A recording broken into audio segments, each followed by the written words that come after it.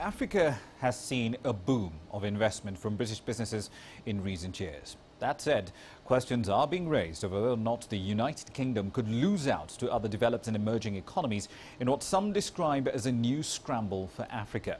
CCTV's Natalie Powell now reports about the present and future economic opportunities Africa's economies do offer as they emerge from a conference by African ministers in London.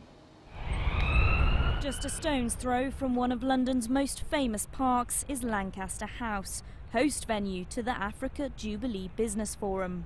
Fitting then that in the heart of Britain's capital, the forum has launched a report highlighting the contribution of UK businesses to the continent's economic development and open discussions on the future of British-African economic partnerships. At the end of this decade, Africa will have 400 million new consumers for goods and services. Over the past few years, Africa has attracted a great deal of interest from British businesses and investment. But with strong competition from China, could Britain and Europe risk falling behind? It's a concern which has been raised by Britain's Deputy Prime Minister Nick Clegg.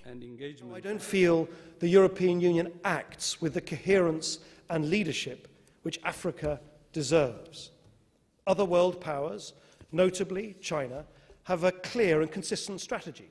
China invests big, it invests fast in pursuit of clear economic objectives. The conference coincides with the 50th anniversary of the Organisation of African Unity, now the African Union. And with Africa home to 7 of the 10 fastest growing economies in the world, there's a sense that Britain should be doing more. There is a good British presence in Africa, but still we don't believe that it's enough, and there should be more investment flow to Africa from Britain. Africa has now very good opportunity. It's on the move, and many of the world's fastest growing economies are now in Africa. It seems that there is plenty of scope for more UK-Africa business opportunities, but British investors will need to act fast or risk being overtaken. Organisers are hopeful that this forum will be a step in the right direction. Natalie Powell, CCTV, London.